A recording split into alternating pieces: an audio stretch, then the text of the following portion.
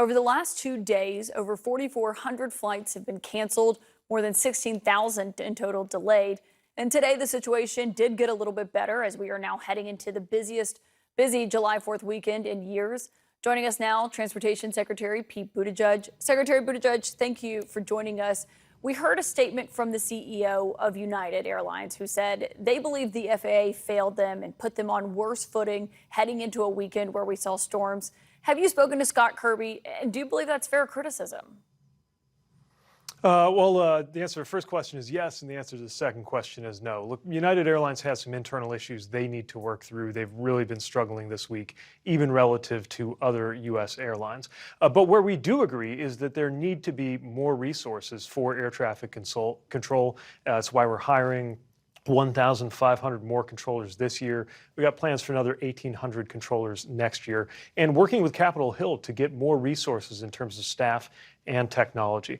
I want to be very clear. Air traffic control issues are not the #1 issue causing cancellations and delays. They're not even the #2 issue. All the data, including industry's own data, is very clear on that. But to the extent that it's a factor, we're not going to shy away from that. We need to make sure that we continually strengthen air traffic control. Meanwhile, we have been very focused, especially over the last year and a half, on expanding passenger rights so that when you do have these kinds of issues, people know what to expect and the airlines take care of their passengers.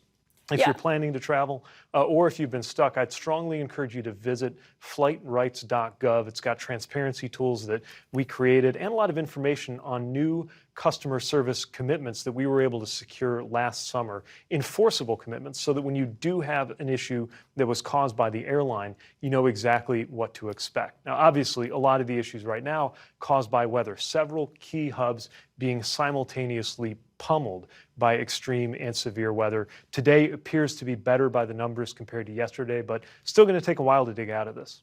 Yeah, you mentioned that compensation there, but it's only when the airlines are responsible. And so obviously if there's bad weather, you can't control that. But if there's bad weather and then it creates all these operational issues, then who is responsible? I think that's one thing that most passengers want to know.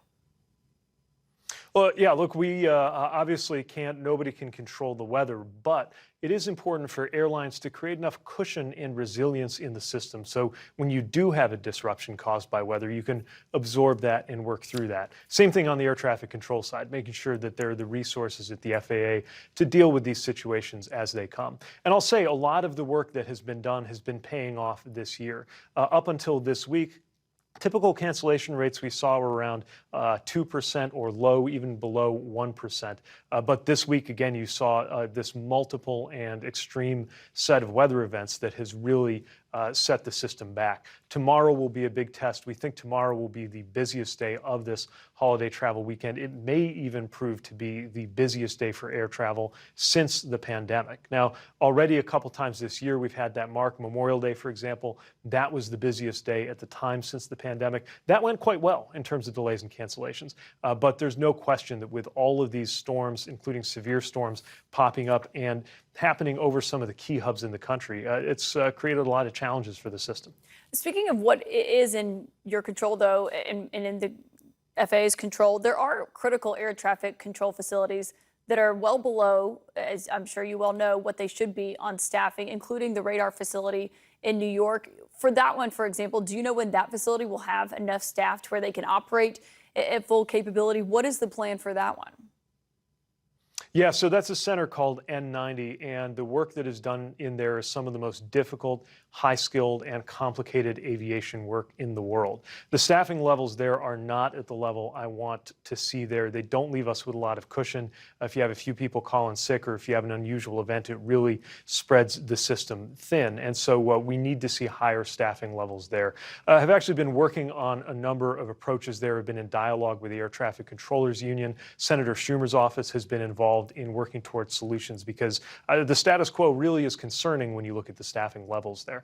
And we're trying to make sure that we have a strategic approach for every part of the country. In Florida, for example, a lot of the issues had to do with space launches. Believe it or not, that's happening often enough that it can be an issue to deconflict the airspace, military operations. And so FAA got together collaboratively with the airlines, the same airlines we're going to push hard and hold accountable on customer service. We're also going to sit side by side with them when we can work through operational issues. We've seen some real improvements in the Florida situation, working to do the same thing in the New York markets too. The president has not yet nominated someone on a permanent basis to run the FAA. The other nominee had dropped out. When is he going to nominate someone to run the FAA?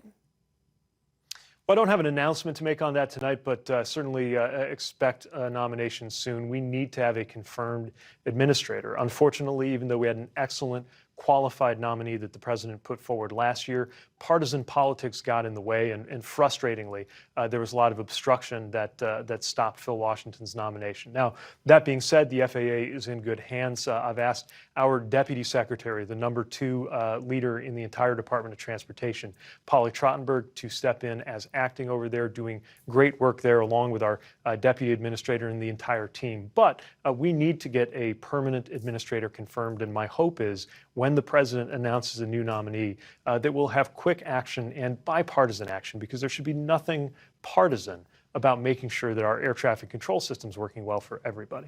Yeah, it's been quite some time since there was someone permanent in that position.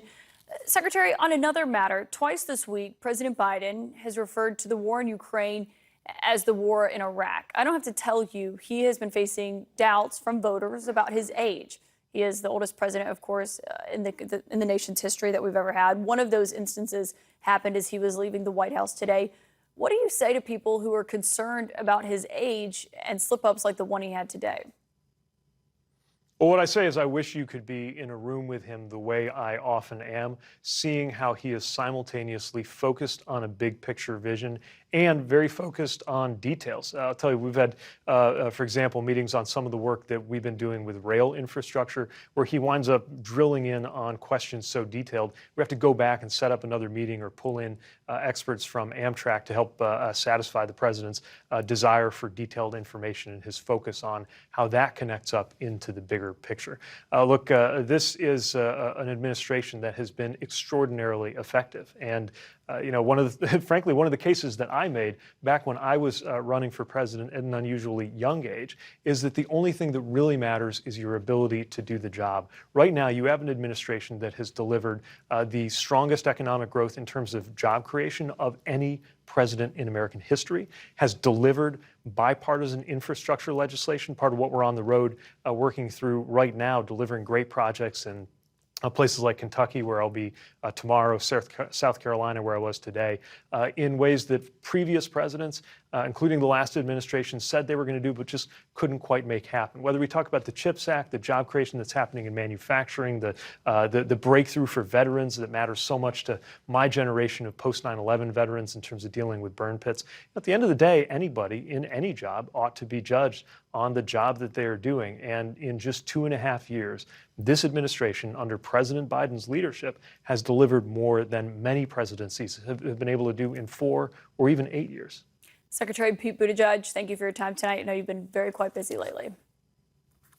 Thank you. Good to be with you.